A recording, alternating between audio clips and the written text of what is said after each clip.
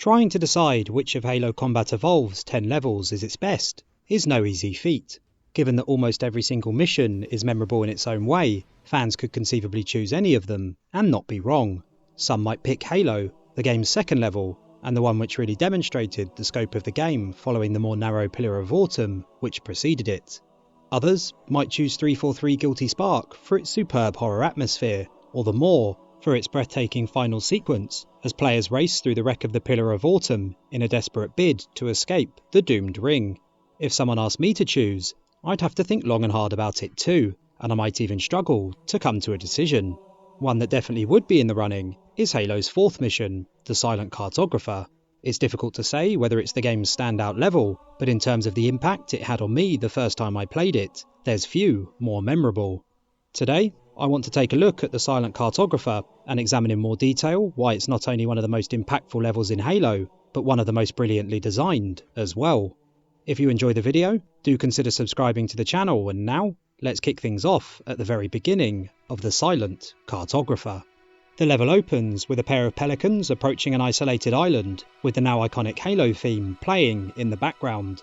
The exciting music and the relative calm inside the pelicans creates a fantastic juxtaposition as well as a great level of tension. Things are calm for now, but the music ensures players understand that they won't be for long. And it's an excellent example of the succinct writing present throughout Halo as a whole. In just a few lines, players are told everything they need to know, namely where the Silent Cartographer is located, what it actually is, and why it's useful. It does a great job of giving players all the context they need without running the risk of taking focus away from what's about to happen next. Landing on the beach, players' first instinct will of course be to push forward alongside the Marines, engaging the Covenant in Halo's very own sci-fi equivalent of Saving Private Ryan's famous beach scene. But they don't have to, and this is where the beauty of Silent Cartographer's map design begins to shine through.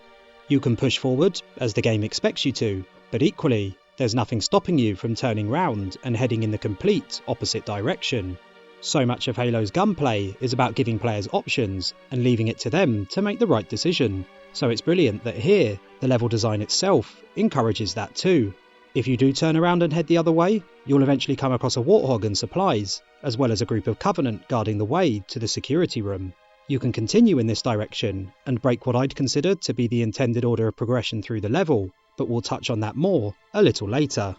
Returning to the beach, players will find the fight has continued, whether they were involved or not. It's a really nice touch, which makes it feel like events the player witnesses directly aren't the only ones happening, and that's a theme which continues as the level progresses.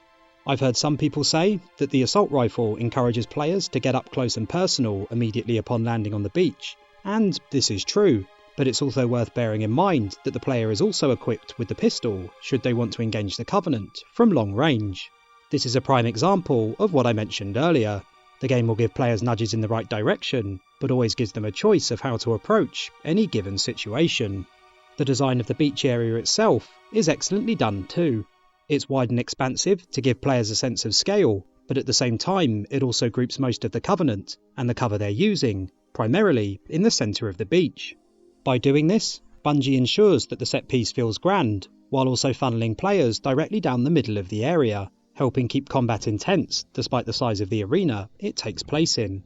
Once the Covenant have been dispatched, a Warthog is delivered to players, and speaking of nudges in the right direction, even this is well thought out. It's dropped facing the direction Bungie wants players to head in next. From here, there's two options. The first, and more obvious, is to continue on round the island to where the map room is located, but players can also skip this part and go even further, arriving at the area I spoke about earlier, leading to the security room.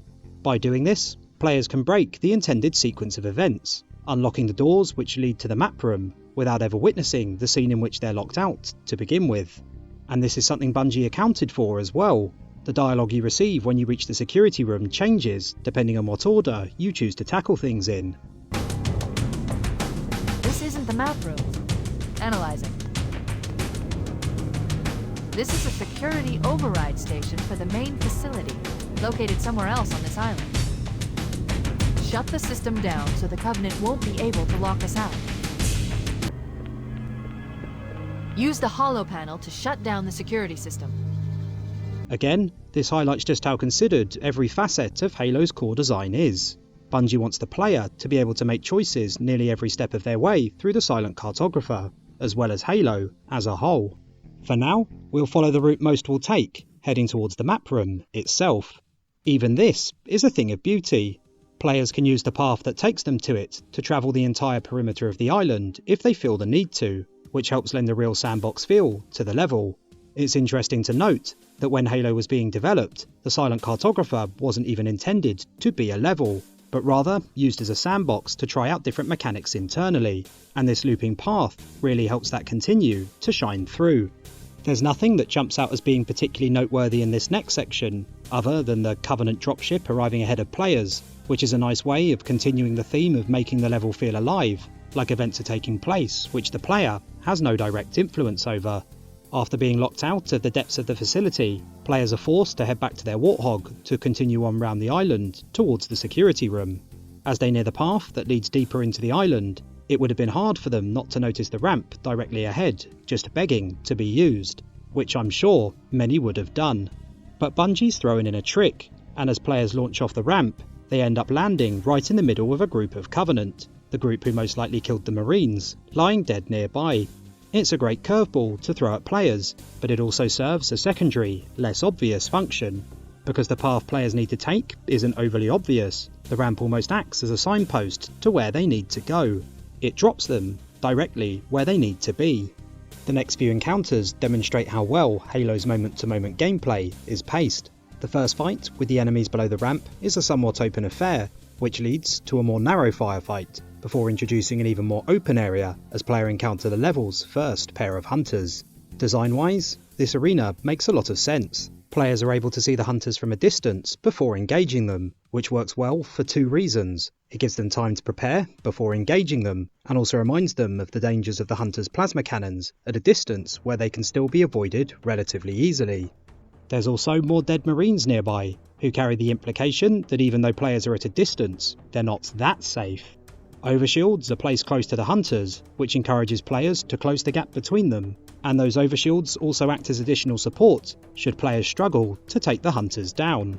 There's even a column in the middle of the arena to break up the space, giving players a way of escaping for a few seconds should they need the time to rethink their strategy. Another short, narrow firefight punctuates proceedings before things open out into another, wider arena. The whole sequence, starting from when players head inland, has a wonderful ebb and flow to it, and that's down to these bottlenecks being used to help each firefight feel different from the last. They break things up where players would otherwise be moving from large open area to large open area. Before arriving at the security room, players encounter one more group of grunts, used to make sure players notice the opening which leads inside, and once inside, another group of hunters.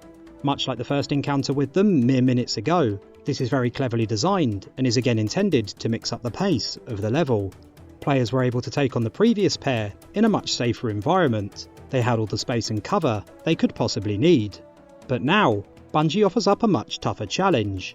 Instead of dancing around hunters in a wide open space, they have to take them down in one which is much, much smaller and features several obstacles as well. The first encounter was easier so players could learn how to deal with them, and this second is designed to be much more daunting, so that players can really put what they learned during that first battle into practice. This area also marks a dramatic shift in tone compared to what came before. Up until this point, players were made to feel powerful, cutting through wave after wave of Covenant forces.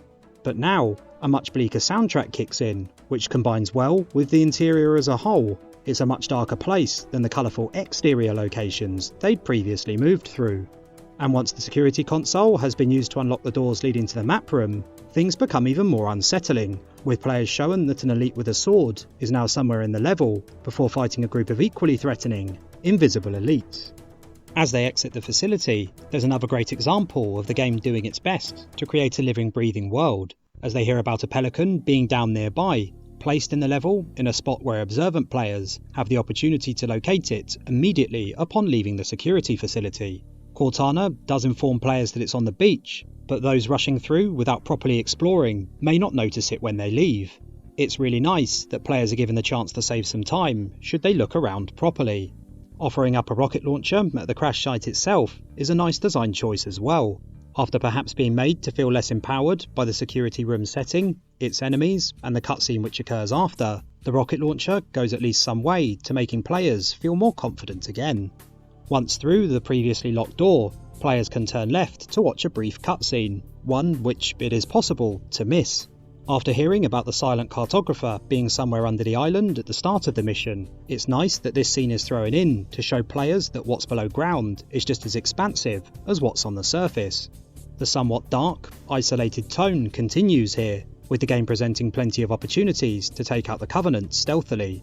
It ticks the last box in terms of showing players everything Halo has to offer within a single level. You have action-packed scenes like the beach, vehicular sections, the more standard moment-to-moment fights against the Covenant, atmosphere that borders on horror in the security room building, and finally, stealth. The level's also designed to be mildly confusing to navigate. It's important to remember that this is the first more detailed Forerunner facility players find themselves in during the game, and so the somewhat tangled web of paths that leads through it serves to make the area feel much more alien as a result. Players get more radio messages to again continue the feeling of events happening regardless of their presence, before finally reaching the map room itself. After a short cutscene, players make their way out of the facility while under attack from a huge group of Covenant, as the more rock-orientated version of the track which plays at the beginning of the level kicks in. It's a nice contrast to that scene. The more expansive beach, which was also a fairly straightforward fight in one direction, becomes a much harder to manage battle in a narrow environment, with the music intensifying to match it. And it also serves an additional purpose. Having nearly fought their way out of the building, players will once again be feeling fully empowered, and they'll have most likely forgotten about the sword-wielding elite, who at this point hasn't been seen for some time, which makes his positioning around a corner where players won't notice him until the last minute such a great idea. I don't know about the rest of you, but when I got to this part, I jumped out of my skin, which is no doubt exactly what it was designed to do. Leaving the facility, there's a few more invisible elites to deal with before Foehammer swoops in to transport players to the next mission. And it's here I want to highlight one more thing: the way Halo structures its levels.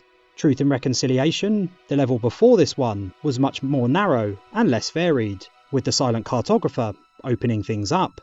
And after the Silent Cartographer, Assault on the Control Room continues to raise the stakes by opening things up even more, with larger environments and more indoor sections to boot. It's a really nice way of keeping the pace between missions mixed, while also ensuring players don't get bored, and I think the way the 3 levels just mentioned do that is really well thought out. And that's what the Silent Cartographer as a whole is, really well thought out. It's a level that takes everything that's great about Halo and packs it into a space big enough that events feel expansive, but also a space not so big that pacing suffers as a result and players get bored. There are many missions in Halo which have different strengths, but the best thing about the Silent Cartographer is that it's perhaps the most fun to jump into should you only have enough time to play a mission or two. And when combined with the sheer number of brilliant design choices throughout, what you get is a level that isn't just amazing for its time, but one that's still just as fun to play to this very day. Thanks so much for taking the time to watch the video. I hope you enjoyed it. If you did, please consider subscribing to the channel, and hopefully I'll see you all again soon.